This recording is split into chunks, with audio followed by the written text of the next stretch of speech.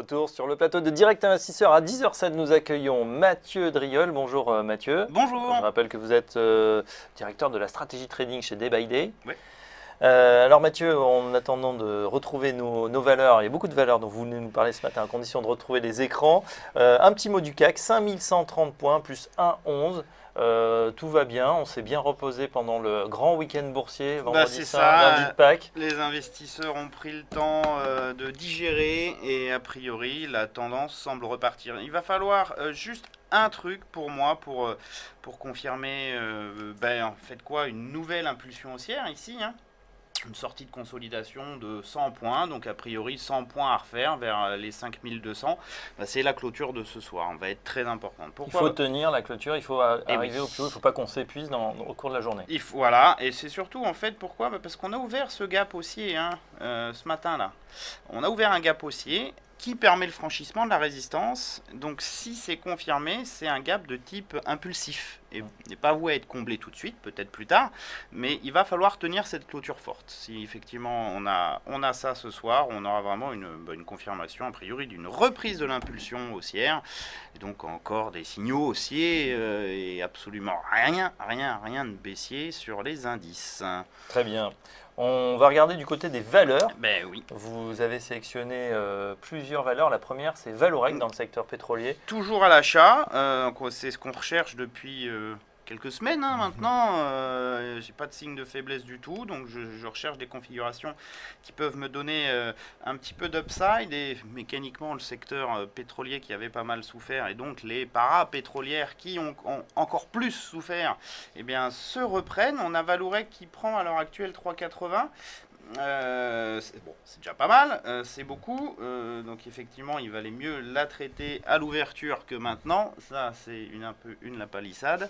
La configuration pour moi est vraiment intéressante. On est donc sur un titre qui, je le rappelle, a subi une grosse phase de baisse, une stabilisation à plat. En fait, j'ai une base de fondation sur ce niveau-là et j'aurai une probable nouvelle accélération au-dessus de 23,90 qui est vraiment cette zone ici de résistance forte sur les cours. Et ce franchissement-là doit me libérer encore un nouveau potentiel haussier. On voit ce matin ouverture en petit gap, un petit peu comme l'indice, et surtout en fait une sortie par le haut de ce triangle symétrique qui ouvre un potentiel haussier.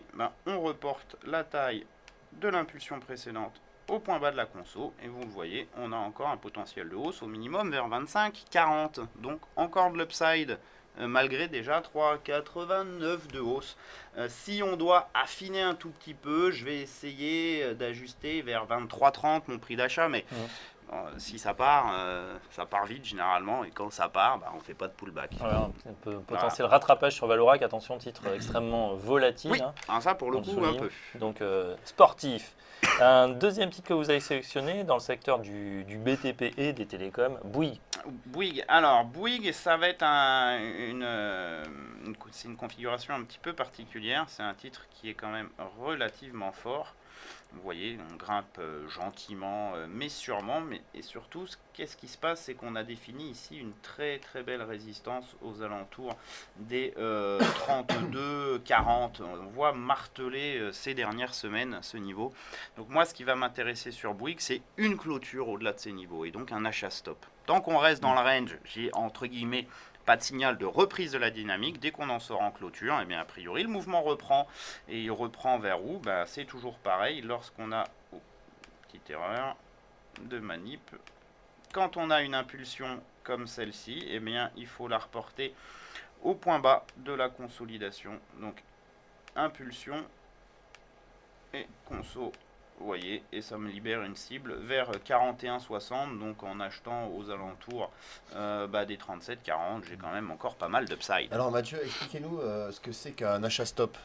Un achat stop, c'est un achat si on franchit un niveau. Ici, en intraday, c'est assez facile à observer. On voit vraiment que sur ces 37,40. Alors, si je veux être très précis, c'est un achat stop au-delà de 37,44. 37,44, c'est une résistance qui a été extrêmement travaillée. On voit à chaque fois qu'on a eu des tests de ce niveau, on a corrigé. C'est donc, grosso modo, qu'au-dessus de ce niveau, sur ce niveau-là, j'ai des vendeurs qui sont d'accord pour dire qu'il faut le vendre.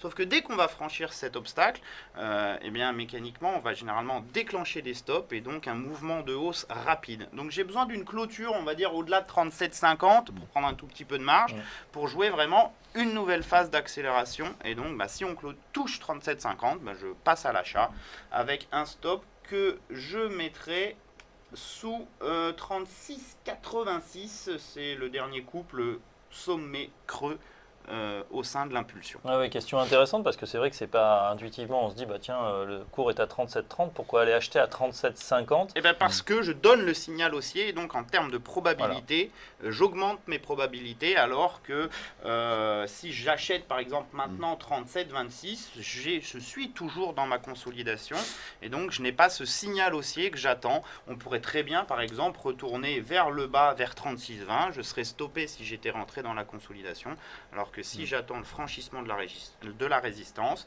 je vais essayer de prendre vraiment le mouvement en même temps que son accélération. Et donc, j'espère une hausse rapide et brève. Donc, la plupart des courtiers aujourd'hui disposent de cet achat stop. Donc, mettez-le avec une date de validité évidemment assez lointaine pour pouvoir potentiellement être exécuté.